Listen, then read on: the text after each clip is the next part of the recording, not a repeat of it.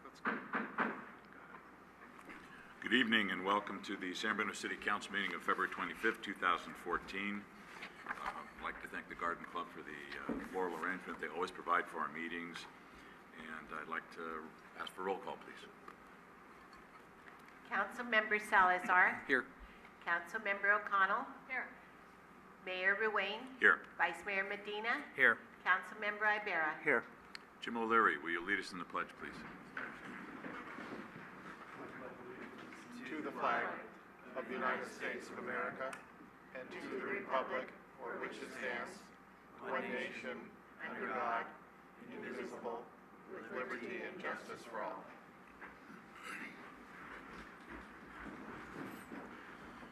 Do have a couple of announcements this evening.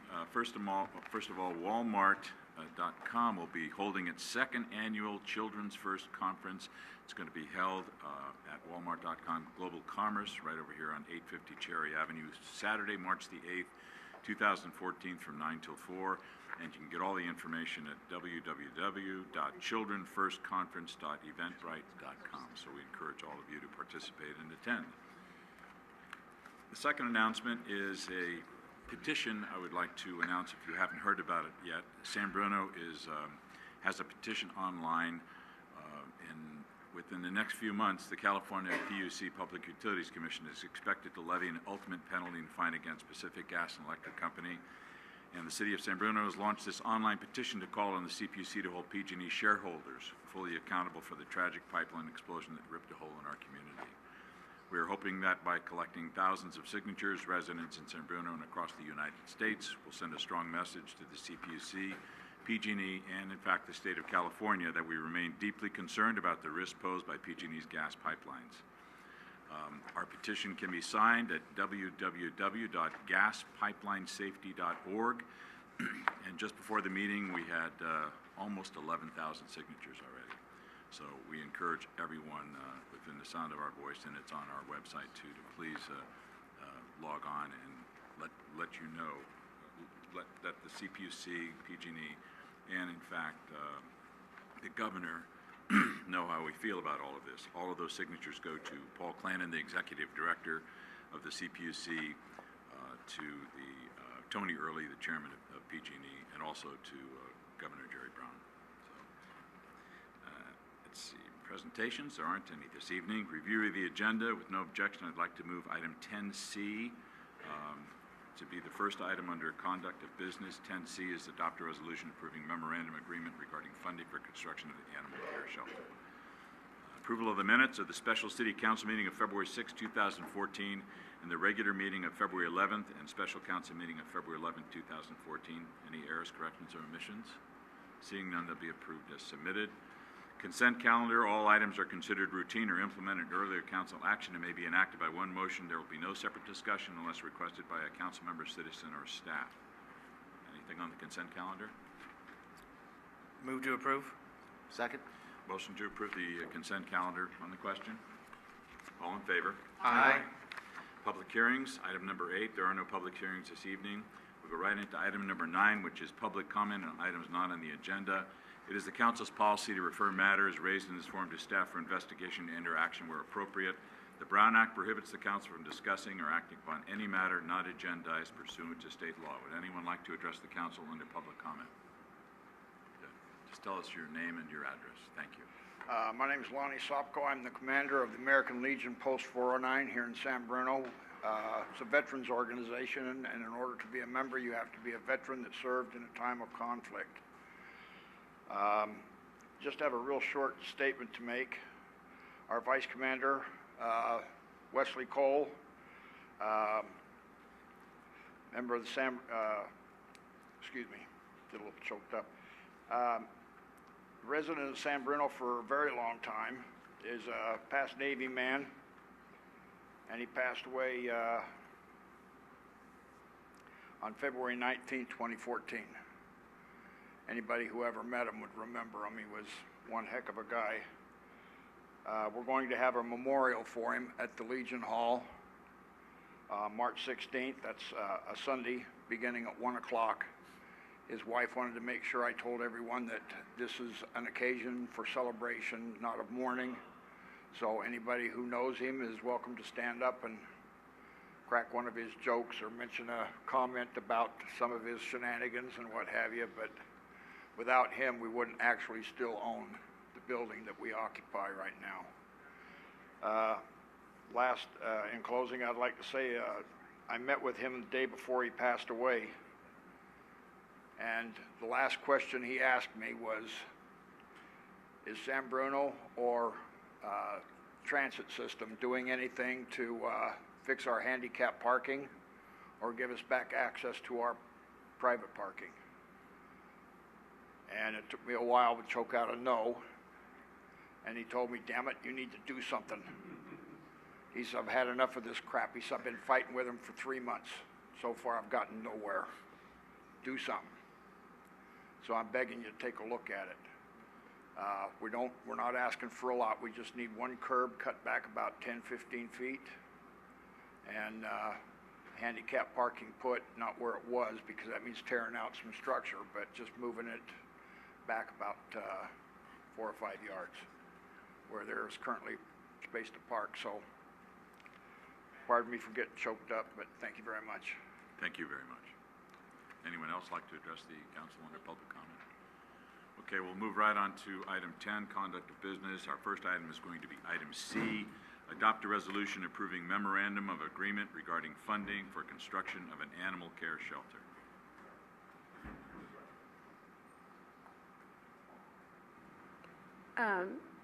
Mr. Mayor, if I might just make a short response to the comment from the public comment that was just made. Sure. It is correct that we have not as yet produced improvements through our conversations with the JPB or devised a reliable solution to the problems that we are aware of that have been brought to our attention. That issue is still actively under consideration, discussion among staff and the JPB Caltrain.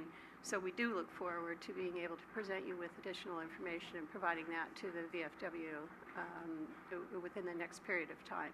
I just wanted to make sure that it was clear that this issue is not being ignored or disregarded in any way. Great, thank you. So moving on to item number 10C on the agenda tonight. The memorandum of agreement that's in front of you tonight addresses a very specific component of the relationship that the city has with the county and the county with Peninsula Humane Society as a provider of the animal services program that serves the city of San Bruno as well as the cities throughout our county. As the City Council is aware, animal services are provided, are the responsibility of the City of San Bruno. We perform those services via contract with the County of San Mateo, and on behalf of all of the cities and the county itself, within this county, County of San Mateo contracts with Peninsula Humane Society to actually provide animal control services. These services services include housing animals that have been captured, and among the many services that are performed, and that function is provided through a shelter facility that is located on Airport Boulevard. That shelter is approximately 50 years old. Through an exhaustive evaluation process that has involved extensive review of the facility, it has been determined that that facility is obsolete and that the necessary repairs to meet both the mandates that this service contract operates under in terms of what the state requires. The building is not, it is not a cost-effective proposition to initiate repairs or renovation of the facility, and in fact, as your staff report identifies, there were a number of other alternatives that were considered, including whether another facility could be located, whether the shelter operation could be moved somewhere else, or some other opportunity might be identified. Unfortunately, the most cost-effective and efficient operational strategy that has been identified after a fairly exhaustive review is to rebuild the shelter in its existing location. The should have mentioned previously that the shelter facility itself is owned by PHS. It sits on land that is owned and leased to PHS by the County of San Mateo. So you have a little bit of a joint relationship that's embedded in the facility and its location that is a component of the contractual relationship that we have with PHS. In other words, we're operating contracted services in their building. So this discussion about what do we do about this shelter building has considered that issue as well and has devised the recommended strategy that the building be completely rebuilt. In other words, that this one be knocked down, that we use this existing location, and that the county essentially build a new building that would be owned by San Mateo County on land that is also owned by San Mateo County, and that facility then would provide a state-of-the-art and presumably durable arrangement for the next period of time. Also offers the partners a benefit in that we would unbind ourselves from one component of the contractual relationship, whereby PHS now would operate in a building that was owned by San Mateo County. So if ever in the future there was a desire and an opportunity to potentially find another contractor, it's a more clean relationship. The current contract with PHS costs the city approximately $275,000 a year. Our contract would increase, our current contract amount is $304,000 annually. As you know, that contract increases annually. The additional cost to the city of its portion of the cost of building the new shelter would add approximately $28,000 to $38,000 per year. So while that is a significant additional cost to an already expensive animal services contract, we can strongly recommend to you that this is the most cost-effective relationship and arrangement that we have been able to identify after exhaustive review and research, consuming a great deal of time and discussion among the cities as well as the county. So the MOU that you have in front of you tonight authorizes this city's participation in the joint relationship to build a new facility and for the city to cover the costs that are associated with that based on our proportional share. Dean Peterson and Pamela Machado from the county are here tonight and are prepared to answer any detailed questions that you might have. All right. I have a couple of questions. If you can come to the podium. So when you demolish this place and rebuild a new one, what do you do with all of your facilities in the interim? So in the interim, the plan will be we'll build the new facility while we maintain the current facility. And there's ways of doing that to make sure that we don't disturb the animals that are there. And so we're looking at how we're going to be able to do that. But we feel there's enough land at the airport boulevard that we'll be able to build a new, maintain existing, and then tear down the existing once the new is ready to go. Okay, and then explain to me the relationship or not relationship between the facility on Rollins Road and the one that you're talking about this evening. So the facility on Rollins Road was built by the Peninsula Humane Society with private funding through donations. That is their nonprofit side. There's no operations at that facility that are done for San Mateo County or any of the cities. And the Airport Boulevard is simply the animal care and sheltering aspect of it. So there's a bit of a relationship in that the Airport Boulevard facility does act as a feeder for the adoption center over at Rollins Road. So those two, while there's that connection, there's no other connection to that. And the nice thing is with the Rollins Road is for a period of time, Peninsula Humane Society was actually utilizing the building at Airport Boulevard for a lot of their nonprofit operations. That now is completely separated, and that's why it gives us a chance to actually own the building now and make sure that only what's happening in our facility is what's being contracted for the cities and the county. And with your new facility, is there any thought about expanding your services to the cities that pay? I think that what this facility will do, it'll allow that in the future to look at. I mean, right now, the facility, I don't know if you've been out there recently to tour it, but it's pretty minimal what we can do. And so the design and the construction will look towards the future. We'll be looking, as Connie mentioned, state-of-the-art and thoughts of how processes are going. So hopefully it will allow expansion of services in the future. Any questions for Mr. Peterson? Ken? Mr. Peterson, but can you explain what $305,000 to the city of San Bruno pays for?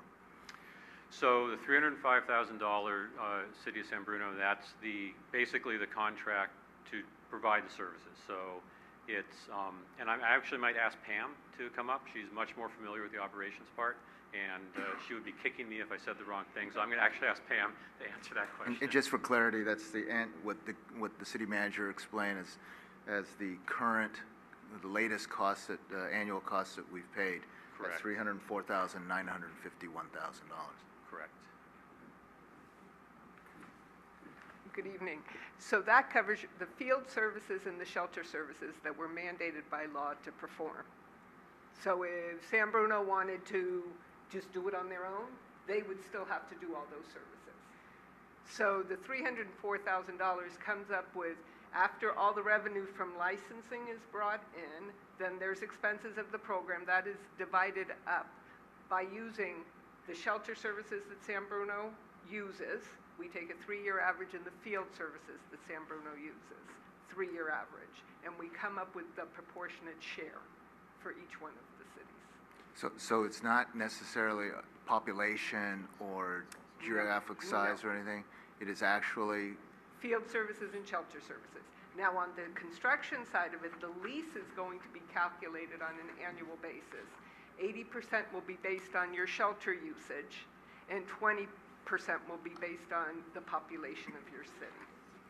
So that's how we're calculating the lease amount. Okay.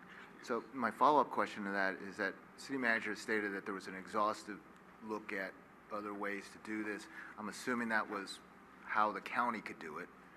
But just for my curiosity, what if a city wanted to provide their own services? You know, would it be clearly more expensive than $350,000 a year? I believe it would be. We've had the city of Half Moon Bay look at going on their own, working directly with veterinarians in that area. We've had Redwood City look at possibly going to the southern part of the peninsula down into Santa Clara County. And none of those options have shown to be cost effective.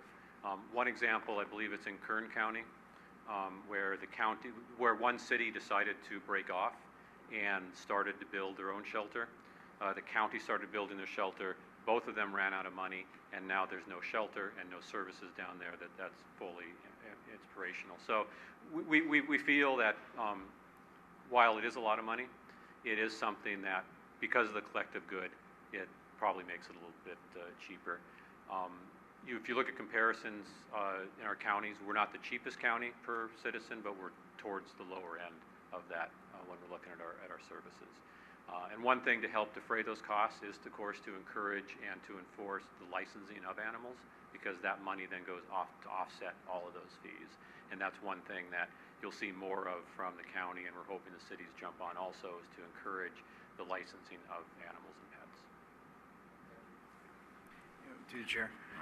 Rico? Just because I've had either a question or an email, but it's in regards to the field services, and that is as far as, do we still service on the weekends?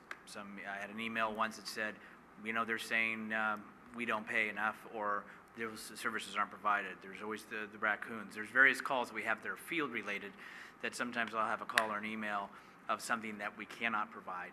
And so what the resident is being told is that it's the cities and their contribution that determines what service is or is not provided for its residents. There's 4 different kinds of calls that we get, and they're prioritized. And they're Pam, all within the speak right into the and mic. they're all within the contract. And what we're doing right now, a pre-negotiation committee is sitting at the table, and we're coming up with revisions we want to the contract. And some of the cities have voiced the same concern, is what kind of service do we get on the off hours? This is a 24/7 operation. So, but when they're running after normal business hours, and they consider normal business hours, I believe they go until 9 o'clock at night, then they prioritize the call with the 4 different categories. And some of the calls won't be responded to until 24 hours after. For example, a dead raccoon is on the street in front of my house. That kind of thing, they will prioritize it. And they'll go to, of course, the attacking dog. We're in the midst of an incident. If I could intercede, though, it is not correct that San Bruno doesn't pay for or has some sort of independent option.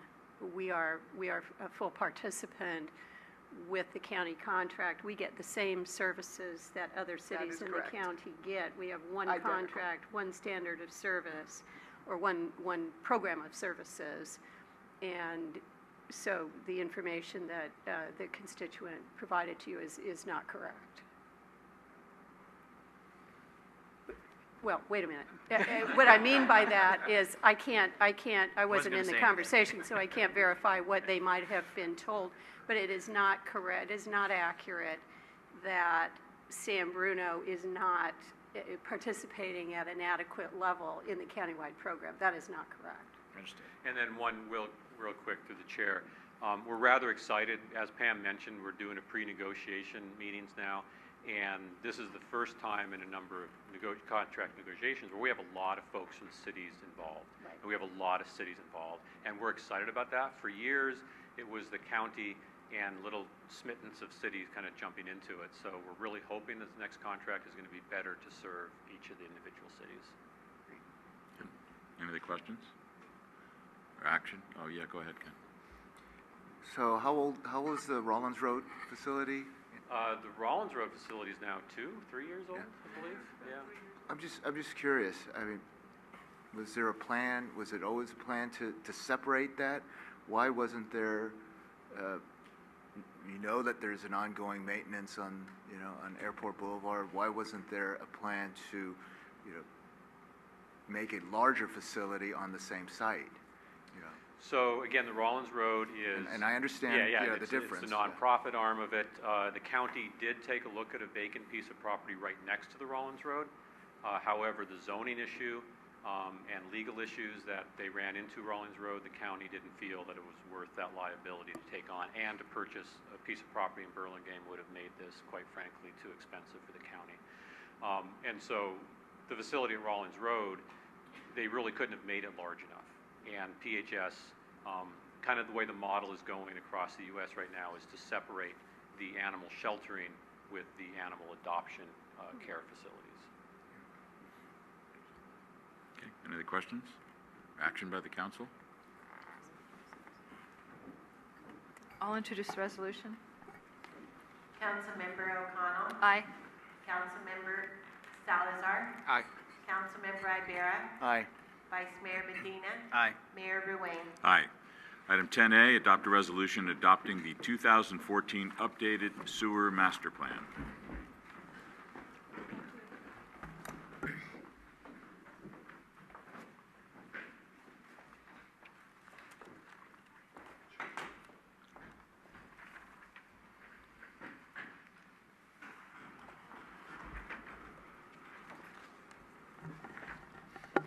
Honorable Mayor, council members, good evening.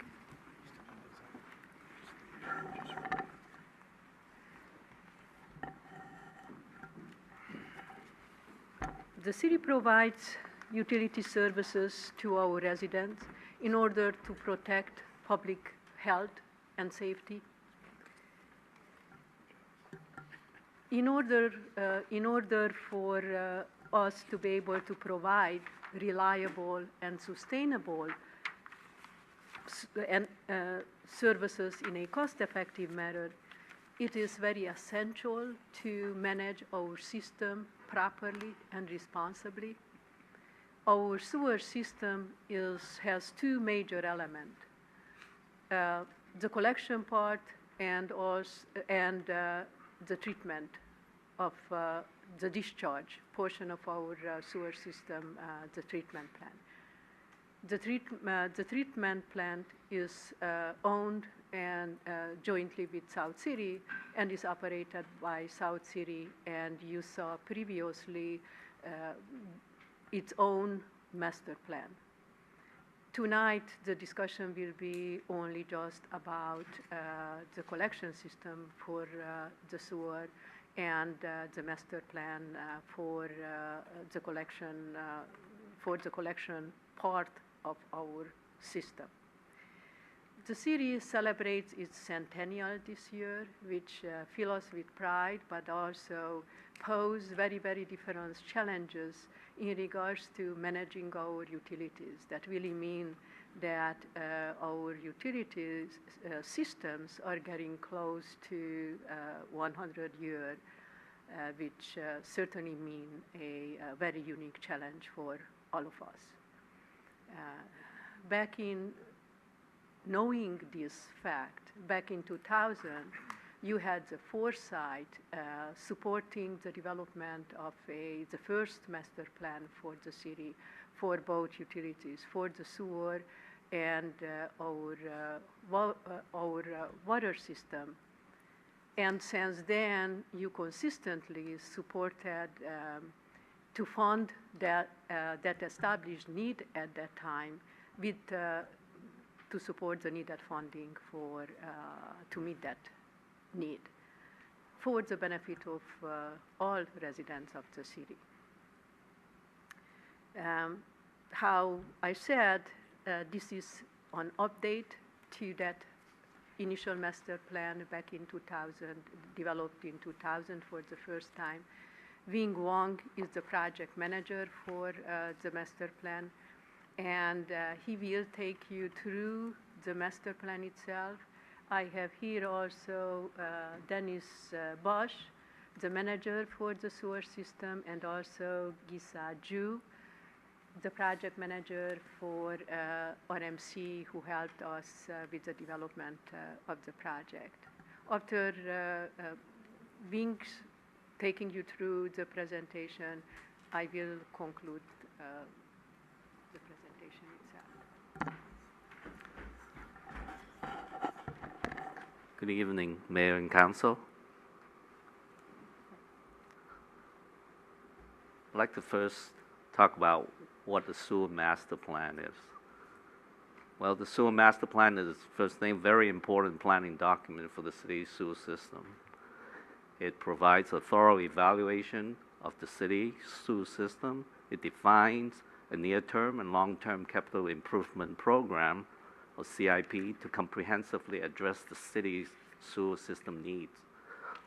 It also addresses the capacity, operational reliability, and address renewal and replacement of aging infrastructure. Lastly, it serves as a roadmap for a really aggressive and robust capital improvement program for the next 20 years.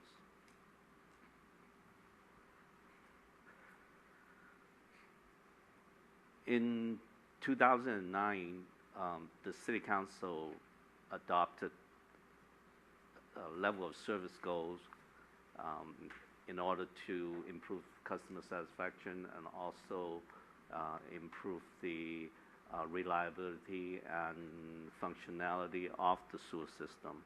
And these service goals included to maintain system capacity, to implement a pump station rehabilitation program, the mitigation of main accessibility issues, increase the flow rates in areas with really flat slopes, such as the avenues area, and to prepare a 25-year rehabilitation and replacement schedule for sewer mains. A little background, the council adopted the 2000 sewer master plan to implement future improvements based on long-term planning process. And this current 2014 sewer master plan is an update to the previous master plan. Some of the key features of this the updated master plan is the capacity assessment would be based on a 10-year frequency design storm, whereas the previous master plan was based on a 5-year recurring storm. There were flow monitoring at additional location. A total of 12 stations was installed as compared to a previous 6 monitoring stations. A more accurate hydraulic model was used, and in addition, there were a condition assessment based on the CCTV closed-circuit television inspection of 100% of the city's sewer main.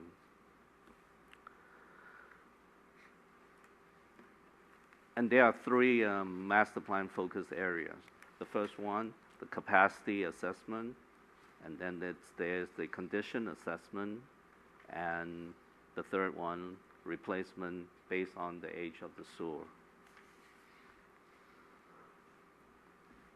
For the capacity assessment, the way we conduct the capacity assessment is first we install these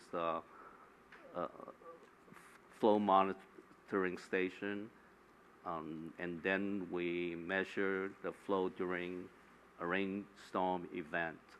It could be a 1-year, it could be a 2-year storm, and then based on that information, we use that to calibrate the hydraulic model, and with using the model, we predict what the actual hydraulic flow will be during a 10-year recurring storm. So what we find is that during wet weather, the flow volume in the sewer system is actually goes up as much as 8 times the normal flow due to the rainwater entering the sewer. As you can see in this picture over here, rainwater is entering from the top, going into the sewer main. There's also localized areas of capacity deficiency within the system. What we also find determined is that the reduction of inflow to the system could not be accomplished fast enough to eliminate the sanitary sewer overflows. And this slide here shows the areas of capacity deficiencies, and particularly the red areas. It's pretty much they are localized throughout the entire system. And what we came up with is a total of 11 capacity improvement projects, and you can see the location here. The 11 projects also include one of them being a pump station improvement, but due to the insufficient capacity of the pump station, we have included as part of this 11 capacity improvement projects. And the second focus area, condition assessment, what did we find? Well, if we take a look at this pictures here, the conclusion is that we have approximately 22 miles of sewer mains requiring requiring repair and replacement to address severe problems such as structural defects, large offset joints, and also significant root intrusion. So under the picture up here, you can see on the left here, that is a broken joint of the pipe. And on the right-hand side here, this picture here is a picture of root intrusion. And you can see the roots coming down all into the pipe. And just imagine if this, the sewage is trying to go through this obstacle course. It's, very difficult.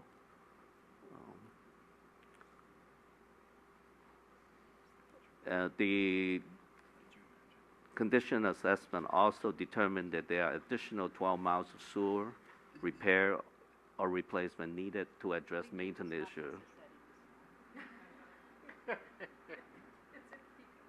Okay. Okay. Long-term sewer replacement, and as part of the focus area, what the master plan has determined is that the mean age of a pipe, a sewer pipe within the city system is about 90 years. So, in other words, any pipe that was installed prior to 1950 will need to be repaired or replaced within the next 25 years or before the year 2040. And the current projection is that the city has currently about 10 miles of sewer pipes and renewal backlog. And the proposed capital improvement project also predicted an additional 15 miles of sewer replacement over the next 20 years based on the pipe age. Of course, before we replace these pipes, we're going to confirm the condition based on CCTV inspection. This slide here shows the location, the age of the sewer system. On the right-hand side, you will see that these are the 1920s, 1930s, 1940s. So they're pretty much on the east side of the city. And as we mentioned earlier, all these pipes potentially would need to be replaced during the next 25 years.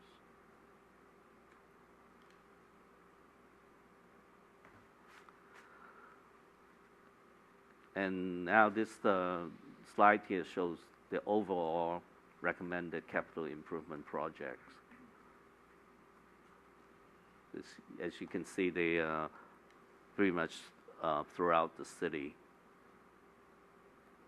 And this is a detailed description of the project itself. So for year 1 to 5, the project total is about $26 million. Years 6 to 10, the project total is about $36 million. And then for 11 to 20, we have about $17.5 million. So for the total 20 years capital improvement program period, we have $133,500,000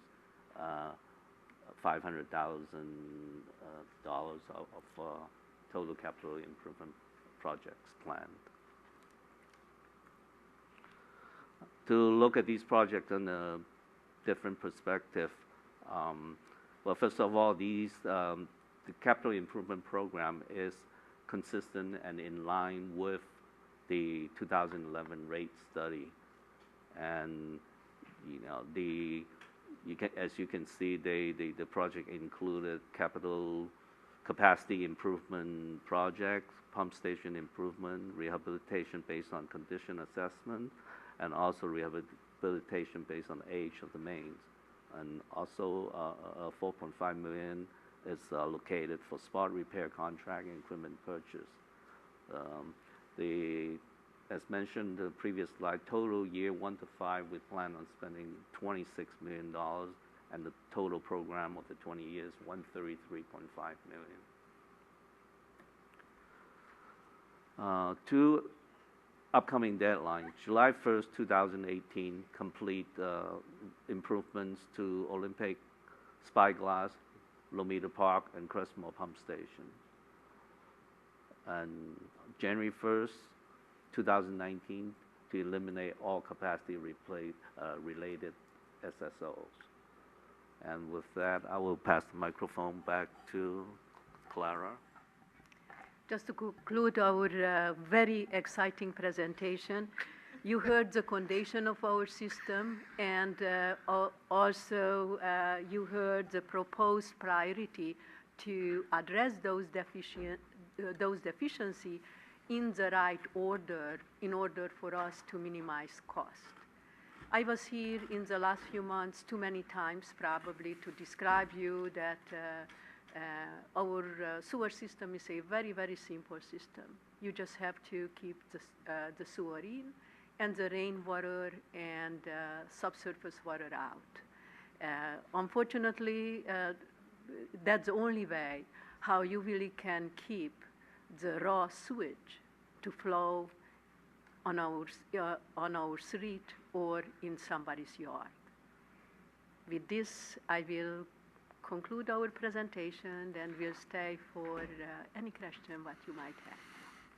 Good. Thank you very much. I know a lot of work went into this, so thank you. I just don't look forward to the presentations that aren't very exciting. So anyway, no, in all seriousness, any questions of staff?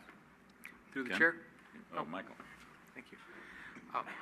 I had one question that I thought of earlier, and that was related to the rising bay level and how that comes into play and what we plan on doing here. And does it factor in at all within the time range that we're looking at currently, or is that something that's so gradual that we wouldn't consider it here?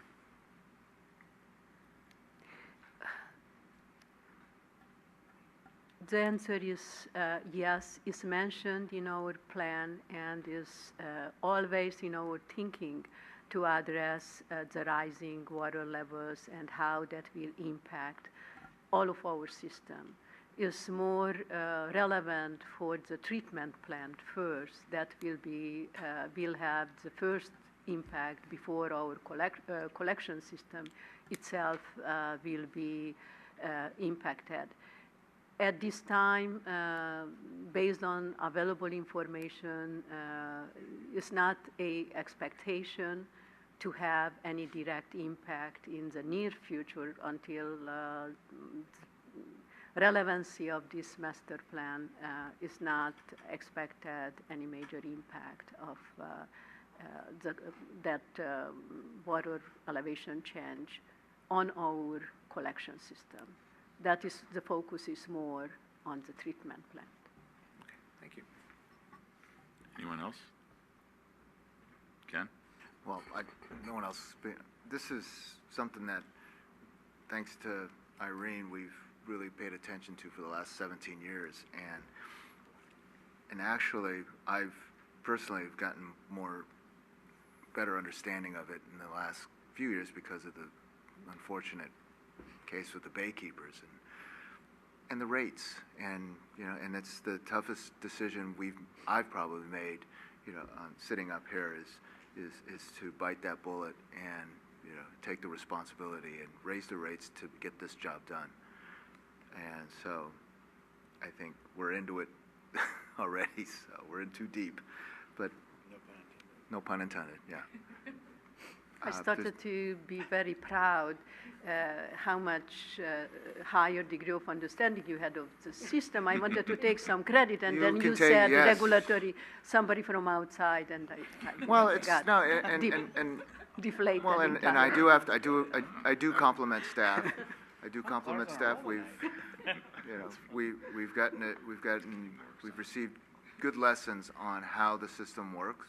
We've also received good lessons on the legal side of wastewater, and so with that, if there's no other comments, I'll introduce the resolution and let's move forward. Continue to move forward. Councilmember Ibarra. Aye. Councilmember Salazar. Aye. Councilmember O'Connell. Aye. Vice Mayor Medina. Aye. Mayor Ruane. Aye.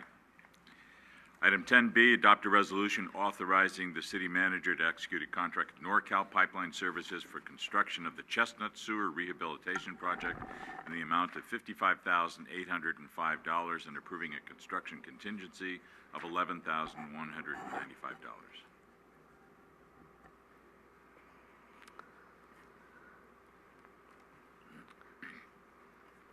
Mayor and Council, the Chestnut Sewer Main is, as you can see on the overhead here, is a 250 feet span of a 6-inch clay pipe between Cherry Avenue and Chestnut Avenue. And they're directly situated underneath two homes here. So as you can see, this is Chestnut, this is Cherry, and this is the span of the sewer main.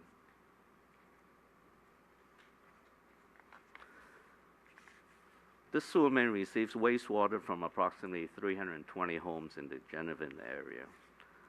And in November 2010, a sanitary sewer overflow SSO occurred at this sewer main and caused significant damage to the backyards of several homes. Due to this incident and the fact that the sewer main runs directly underneath the residential properties, the homeowners of 4 homes have requested that this section of sewer main be rehabilitated to address the immediate need to prevent a further SSO on the properties. In the sewer master plan, it was identified that the Genevieve area as the capacity restriction area, and a future capital improvement project to construct a bypass sewer on Genevieve Avenue was proposed and expected to be completed in 2019. So even though this Chestnut Sewer Rehabilitation Project could be a temporary mitigation, it would avoid the risk of any future costly SSO for the city due to structural failure of this section of sewer main. And this project was included as a priority project in the fiscal year 2013-14 capital improvement program.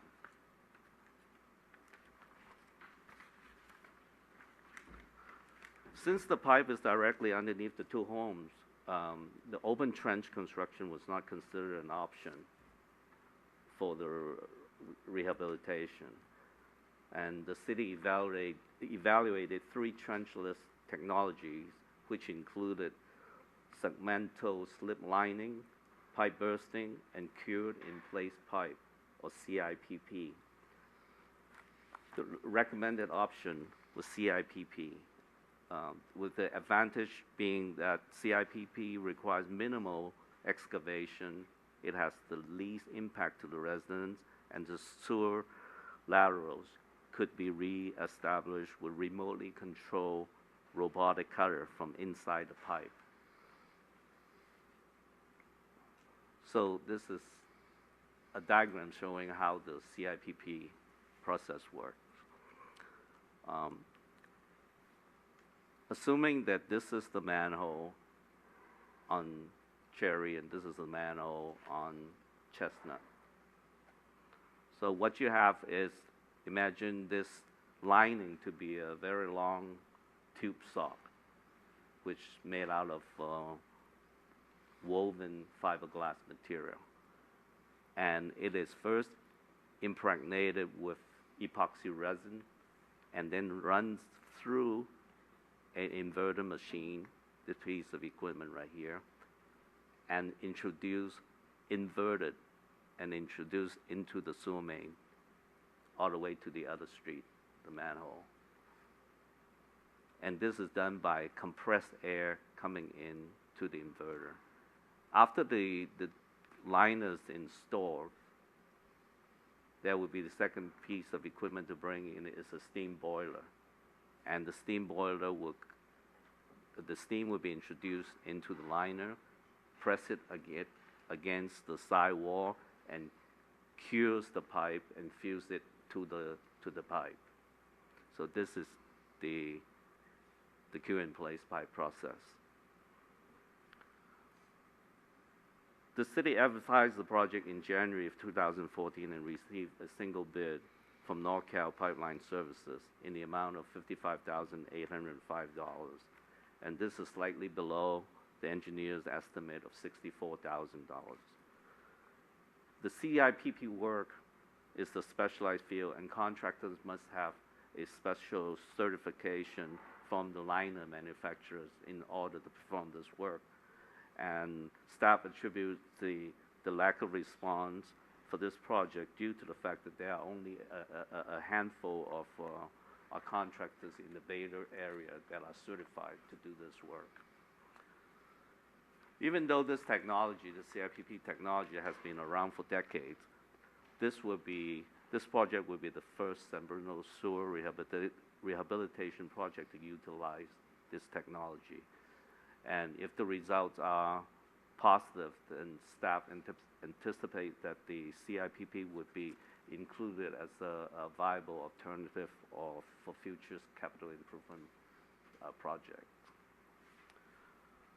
For the fiscal impact, the bid price for NorCal's pipeline services was $55,805. Due to the extensive bypass pumping, traffic control, and the work within private properties required for this project, staff is requesting a 20% construction contingency in the amount of $11,195 in lieu of the standard 15%. The total recommended construction budget would be $67,000, and there are sufficient funds available in the approved capital improvement budget. With that, I'm open for questions. Any questions for staff? Ken? I'm just curious, it's an old technique, but it's the first time we're using it. Can you say anything more about it as far as, I mean, its reliability? Why isn't it used more often? Well, a little bit more background about the technology. It was invented in England back in 1975, and then it was introduced to the U.S. in the mid-80s. So it has been in the United States and widely used for about 30 years. And as we pointed out earlier, in the previous master plan that was prepared in the year 2000, the condition assessment, CCTV, was not one of the key focus area. What we primarily did was completed a hydraulic study using the model to evaluate the capacity deficiency. One of the downsides for CIPP pipe is it does not increase the pipe. It does not increase the capacity. And most of the time, with the additional thickness of the liner, there will be a slight reduction of capacity. So with the capital improvement project that we implemented in the last 10 years being most of them were capacity deficiency project, the CIPP wasn't considered as an alternative. Irene? Yes. I'm curious, how do you open the opening from the laterals to the sewer line? Okay. If you can look at this picture here, assuming these are the manhole, one on Cherry and one on Chestnut. Mm-hmm. We do have two laterals coming in here, and this drawing shows one of them, a lateral. So after the lining is installed all the way through, it's closed up. Right. But because of the pressure, it forms a little dimple here, up the lateral. And then a camera will go in and locate that dimple, and a robotic cutter knife will go in there and cut open this, reestablish the lateral. And then what they call a lateral sealer, the term is a top hat, and will be installed to permanently form the lateral connection. So that's why the advantage of CIPP is that it requires minimal excavation. With this particular project, with one of the lateral located underneath a wooden deck, and the second lateral under concrete pad. Excavating them to reestablish the laterals is just out of the question. So CIPP is the only feasible solution here. Yeah, fascinating, thank you. My last comment. So it says in the staff report that the residents, the homeowners, are fully apprised of this project and this option. So does this finally resolve the problems with this sewer main? Because I know it's been an issue for many years. And so, and they're satisfied with this option. How Wing specifying this will address the short-term problem of preventing, minimizing the possibility of any SSO, creating that smooth interior of the pipe, which really would minimize the likeliness of any additional SSO. Still, in long term, this area was defined of a capacity deficiency area and will be needed a bypass developed on Genevan to address the overall area capacity issue. That this is a short-term problem, will solve the liability and the short-term risk of additional SSO. That's what that's what those property owners wanted, or they are supporting this solution with the understanding that the city in long term, not in that long term, that Genevan bypass has to be implemented before 2019. The design will start in 1 or 2 year maximum. Thank you. Michael? Through the chair, thank you. So, during the process, the two homes that have laterals going through this section, will they not be able to use their plumbing during that time? Well, we anticipate that the overall construction will take about 3 days, three separate days. And the actual process of installing the liner, we estimate to be about 6 hours. So the first day, we will conduct a 6-hour sewer bypass dry run. So during that dry run, sewage flow from upstream on Cherry will be run by bypass pump down to Chestnut. During that period of time, the homeowners with the 2 laterals, they can continue to use their facilities. On the second day, when we're actually installing this liner for the 6-hour period, they will not be able to use the facilities. So the arrangements that need to be made.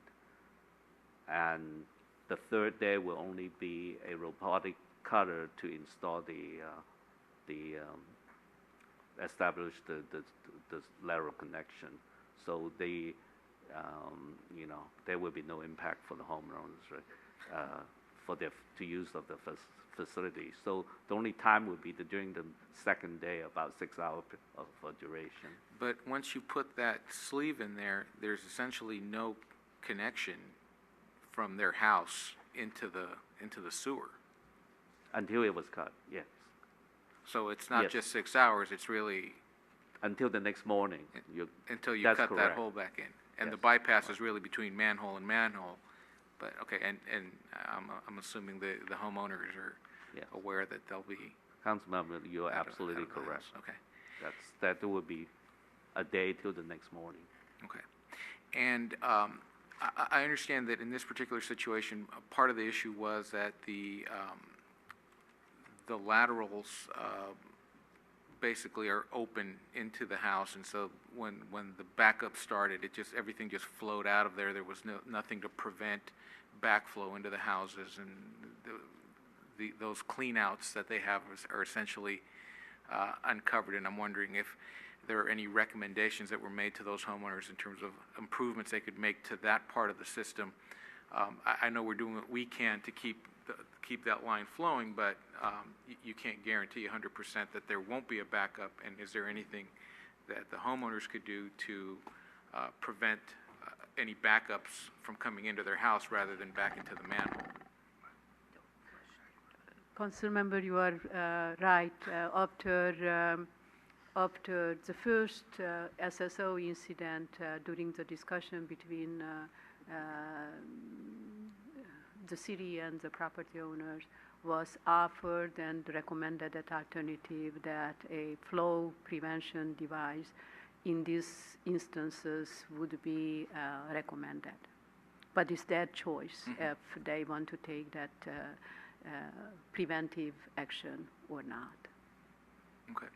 And then finally, the source of the last overflow was attributed to some foreign material being lodged in there, and I believe that foreign material was actually part of our system that got dislodged somewhere upstream. And I'm wondering, was the source of that material identified, and has that issue been addressed upstream so that we don't have to worry about at least that type of material flowing through again?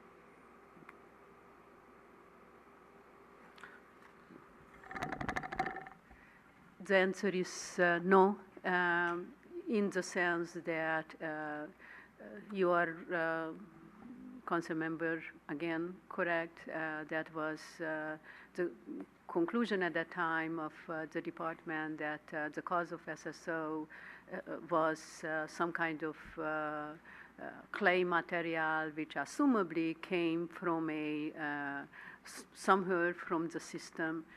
But how the project manager presented, this main support a broader neighborhood, more than 300 homes. And if as a subcommittee, all of us were looking at that map with all of the structural deficiency of the system, and basically, if you look at in our master plan, that map 4-2, which show the existing structural deficiency of the system, everywhere you see those red dots, that really mean that that piece of clay could have come from many of the upstream location. All of the known location, urgent structural needs in that area were already addressed, which was the most urgent. But you saw that structural deficiencies are all over in our system, and they are addressed in a systematic priority, from a priority point of view. Then this can happen anytime in any other part of the system until our whole system is not fixed and is not structurally more reliable and stable. But even then, no system is 100% SSO approved. But within that portion that we know feeds this area, and based on the video that we have of the system and hotspots that we've identified, is there some likelihood that we have identified that area? It is very likely. Is possibly since the last SSO, many of spot repairs were performed at that location, but it's impossible to say that, okay, that piece of clay really came, puzzle that we could stick in there and say, yeah, came from that location which already was fixed, or came from any other location which are still waiting to be fixed. And also, how was discussed at in prior occasion also, if you have a structural deficiency, not necessarily mean that a spot repair or a replacement of the spot has to happen. They are recommend that many other means use root control, repeated cleaning, maintenance, and of course, in the most extreme situation, you have just to replace that section of the pipe. Okay, thank you. Anything else? Action by the council? I'll introduce the resolution. Councilmember O'Connell. Aye. Councilmember Salazar. Aye. Councilmember Ibera. Aye. Vice Mayor Medina. Aye. Mayor Ruane. Aye. Item 10D, adopt a resolution authorizing the city manager to execute a multi-year contract with West Valley Construction Company, Inc. for sewer spot repair services in an amount not to exceed $175,000 for fiscal year 2013-14.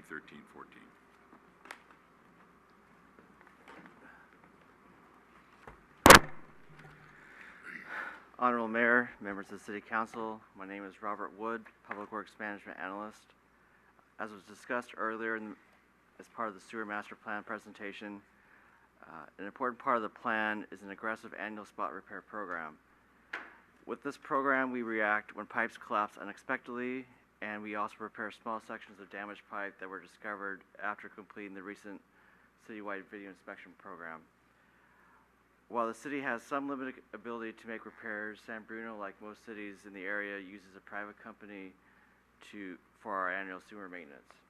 On average, the contractors in the city most every week responding to emergency breaks or repairing damaged pipes. The city's current 2-year contract for annual sewer repair and maintenance ends this month. So in January 2014, the city went out and received 3 bids. The lowest bid was rejected as non-responsive, and after reviewing the other 2 bids, the city staff is recommending an award to the contract to the next lowest responsive bidder, which is West Valley Construction, which is based in Redwood City. West Valley has extensive experience providing pipe repair and maintenance, including for the California Water Service and Los Altos Hills Fire District. West Valley also currently maintains and repairs San Bruno's water pipe system. The city is very pleased with their performance, and they consistently do high quality of work. The first term of the contract will be for $175,000, which covers the remaining 4 months of the fiscal year ending in June. This is also a multi-year contract with a total possible life of 4 years and 4 months, extending through June 30th, 2018. The city can terminate the contract at any time and for any reason. The total anticipated contract amount may be up to $1.7 million, assuming a similar budget over the next 4 years. This year's contract will be funded by the Wastewater Contract Services operating budget. At this point, I'm available for any questions you may have. Any questions for Robert? Through the chair. There you go. Going back to the prior contractor, out of the budget, how much did we use going back? Obviously, I know this budget's not concluded. This is something I was asking a little bit earlier. That's one. And then 2, I'm trying to understand, too, from our staff's perspective to the contract agency, if we have the pie of 100%, what is the percent of the contractor going out to make repairs and our staff making repairs? So your first question was how much have we spent for this fiscal year or for the total life of the contract? So what I'm trying to get, let's say in the 12-13, did we spend the entire amount of the... Yes. We had the council approved $400,000, and we spent all of that. And then this year In our operating budget is 450,000 line item is for contract repair. 50,000 is for other type of contract, like fixing the pump station and other element of the system. Is 400 is for main spot repair. And out of that 400,000 is 225 is already expended.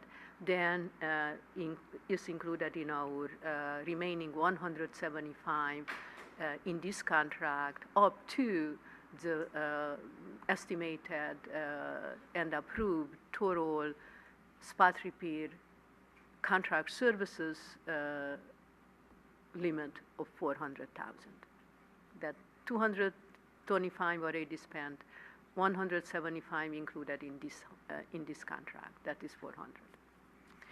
And to go back to your second part of your question, the service manager in each occasion will make a decision.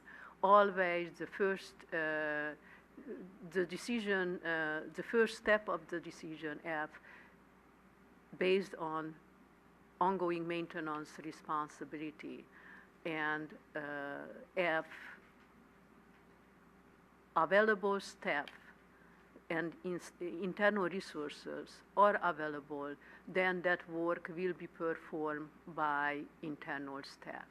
If no available internal resources, then the service manager will call the outside contractor to perform that work. I guess going forward, I'd like to more understand that.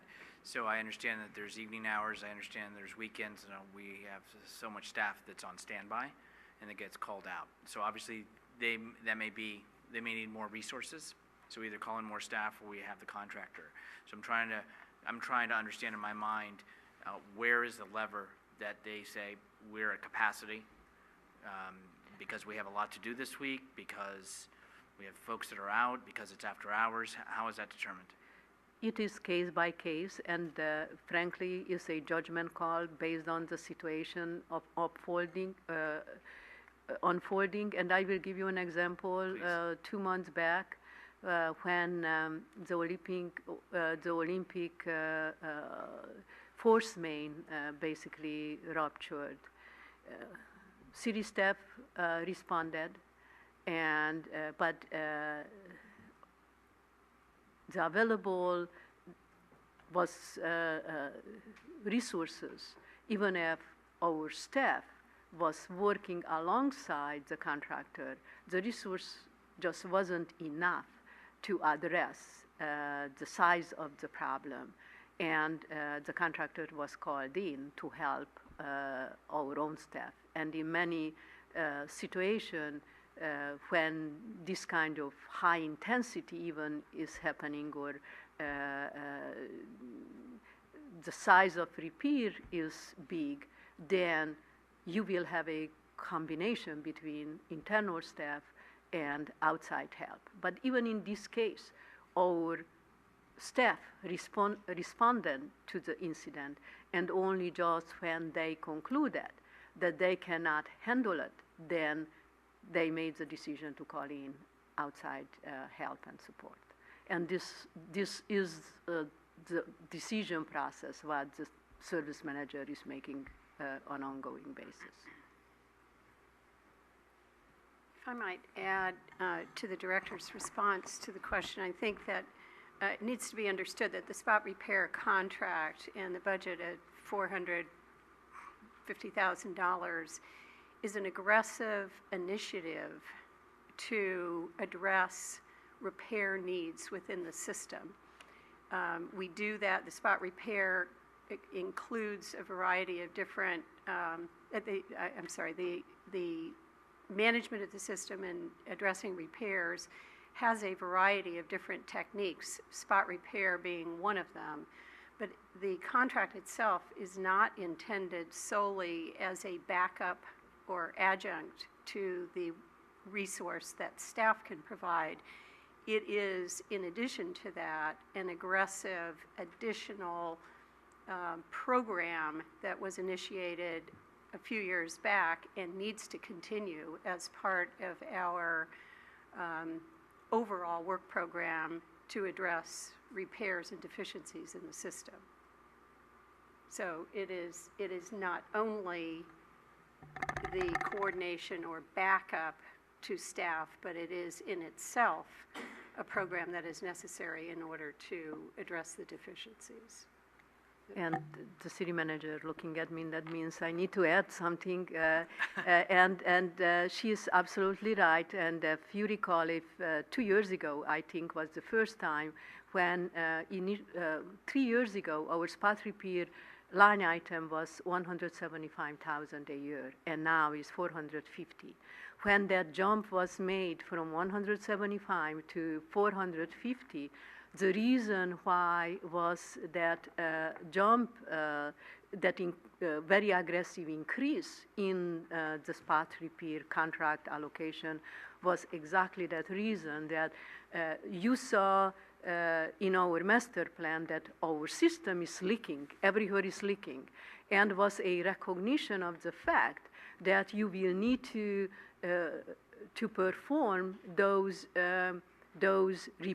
spot repairs and to basically replace those sections in our system in a reasonable short time. And this is not a sustained ongoing activity which would call for increased staff or is a limited time, is probably in 4 or 5 years, is the expectation that all of those deficiencies level 5 and 4, those high level deficiency which needs to be addressed in our system will be addressed, and then at that time our ongoing spot repair need will go down to a more sustainable level, and at that time our staff will be able to perform that level of need. Anything else? Action by the council? I'll introduce the resolution. Councilmember O'Connell. Aye. Councilmember Salazar. Aye. Councilmember Ibarra. Aye. Vice Mayor Medina. Aye. Mayor Ruane. Aye. 10E, adopt a resolution approving the city to co-sponsor the annual San Bruno Relay for Life event. Mr. Mayor, members of the City Council, the Relay for Life event is an activity that is being jointly planned and implemented with a citizens committee in San Bruno in conjunction with the American Cancer Society. The purpose of the event is to raise funds for the fight against cancer to be deployed for research, education, and advocacy conducted by the American Cancer Society. As I indicated, the event is sponsored with substantial community involvement over a fairly extended planning period, which officially kicked off here in San Bruno in early February with a kickoff event that was held at the Community Recreation Center. The actual event is a 24-hour continuous walkathon that is scheduled to be held at Cappuccino High School, as it has been in recent previous years. The purpose of that event, as I indicated, is to generate the broad-based participation and support within the community as a key component of the fundraising and event implementation and its success. As part of the solicitation for participation, the city itself has been asked and strongly encouraged to participate and to lend its support. An initial initiative to that support was provided by the City Council in its adoption and presentation of a proclamation which was made at the City Council meeting at the end of January. Staff is bringing forward this item tonight for your consideration and a means of addressing those requests for program support, and it briefly described, city co-sponsorship would essentially provide a fee waiver for those areas of engagement with the event that the city provides. In brief summary, those include the use of the city's recreation facility, which has already a very, very nominal fee associated with use of the recreation center for a nonprofit organization of $7 per hour, which includes then a fairly broad range of city equipment, which is provided to support the kickoff event. In addition, the city requires, as a condition of any event of this magnitude or similar magnitude, a special event permit, and that permit carries a $350 fee, which is essentially to cover the staff time that is associated with the review and the identification of necessary conditions for the conduct of the event. And I would like to just indicate and make sure that it is understood that any consideration that the City Council might provide to co-sponsorship does not, while it would carry a waiver of the fee, including the $350 fee for the special event permit, staff is not recommending that there would be any waiver of any special event conditions that might be imposed as a result of the review and the issuance of a special event permit. So, for example, traffic and circulation considerations are evaluated, the necessity for or advisability of event security and those types of things. There is not contemplated any waiver of conditions. Those would be evaluated as they would be for any other special event permit and imposed as needed. Overall, staff estimates that the city's co-sponsorship would represent approximately $800 based on the program that I've just outlined and the anticipated city fees and charges that would be associated with the event, including the provision of city equipment for the event at Cappuccino High School, which would involve limited use of part-time staff hours to deliver, set up, and retrieve equipment. With that, staff is prepared to answer any questions, and I believe that Mr. Reichel is standing in the background as a member of the committee and perhaps has some additional comments. Yeah, first of all, any questions of staff? Mr. Reichel? Robert Reichel, 7th Avenue. I am on the committee. I participated last year, but not on the committee. I would hope that the city sees the value and just another way that the city can support this nonprofit and other nonprofits by making these kinds of decisions. So I would ask for your favorable vote. Thank you. Ken? Wow. It was about 10 years ago when I was introduced to Relay for Life. And prior to that, I mean, I had the same sentiments about people that have suffered through this disease and loved ones that we've lost. And I sold daffodils through City Hall, and I thought I was doing my part. I thought that Relay would be good for this community, and in our busy lives, it passed. And I was surprised to learn that 4 years ago, the students at Skyline College had formed a Relay for Life event. And I was a little disturbed that we didn't get contacted, we didn't learn about it, but got over it and went up the second year to volunteer at Relay for Life at Skyline College, and went in all the way and made the effort to bring it down to Cappuccino, where it really has flourished. To me, to sit here tonight and to have the city manager explain this resolution is far beyond fee waivers. It's far beyond $800. I think it's always been my dream, my hope, desire to get this community involved in this fight. And I just thank you. I thank the city manager for instigating it. I can't thank the volunteers enough for what they've done these last few years. And this year is no different. And it's just a passion. And whatever anyone can do to help make this annual event successful is enough for me. But I am truly, truly touched and thankful that my city of San Bruno, is part of the event. So, thank you. Thank you.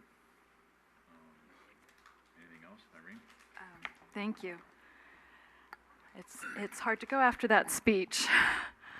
It was about 10 years ago that I first had breast cancer, and You're one of my loved ones. yes. However, and I do support this, I also am concerned as a city, though, that if we support one nonprofit in this way, what does that say to the other nonprofits?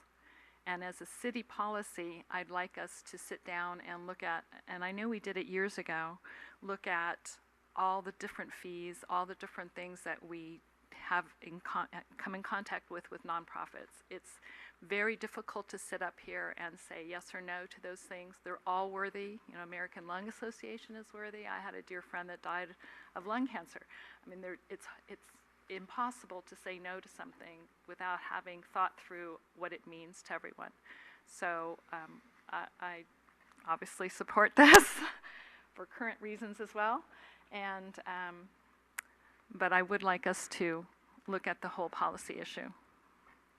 And I think having said that, it's probably prudent to look into the broader issue of using city facilities resources for nonprofit benefits. So I think I'd like to form a subcommittee of Ken and Irene to take a closer look at this going forward, so we have some type of a definitive policy on it. Yeah, if I might, Mr. Mayor, staff would welcome the opportunity to work with the subcommittee to vet the issues associated with how the city supports community organizations. There are, and I think it needs to be mentioned as Councilmember O'Connell identified, and as you all know, there are many community organizations that provide substantial manpower, womanpower to betterment of not only of this community, but to a variety of causes and initiatives. We are, in fact, extraordinarily fortunate to have such an involved, proactive citizenry that takes these types of issues seriously. I would just point out that while we've done a great deal of work over the years with our facility rental policies, that a subcommittee process would be in fact very desirable. And I would just highlight again, $7 an hour doesn't come anywhere near covering the costs associated with providing the facilities and the services that are embedded in the ability of a not-for-profit to use a room at our recreation facility. And taking a look at the broader issue of what does city co-sponsorship mean and where should it be applied, I think is a very prudent idea, and one that, again, staff would embrace as an opportunity to look further out. Great. Good. And if I could just comment, and just like what I said, it's more, I mean, the sponsorship, even if we were paying the full amount, the sponsorship is what is most important, and what reflects best on the community is that the city is now a partner in this event. And it's not that we appreciate that the nonprofit doesn't appreciate having discounts or reductions in expenses, but to be able to have the facilities and to be able to have the staff to work with, it's well worth paying a lot of the expenses. But again, the reduction is appreciated. Great. Any comments, questions, or action by the council? Ken, would you introduce the resolution? I would be honored to introduce a resolution. Thank you. Councilmember Ibarra. Aye. Councilmember Salazar. Aye. Councilmember O'Connell. Aye. Vice Mayor Medina. Aye. Mayor Ruane. Aye. Item 11, report of commissions, boards, and committees. There aren't any this evening. 12, comments from council members. Anything? Okay, closed session. We had a closed session before the meeting. And just prior to adjournment, I would like to ask you to join me in a moment of silence in memory of Wes Cole. He was Vice Commander of the American Legion, a resident of San Bruno, who represented veterans in the city of San Bruno. He passed away on February 19, 2014.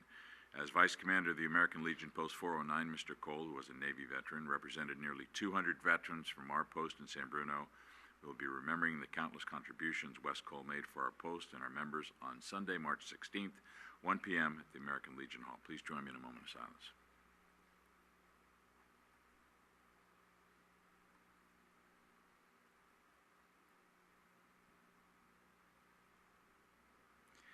Thank you. This meeting will be adjourned until our next council meeting right here, March 11th, 2014.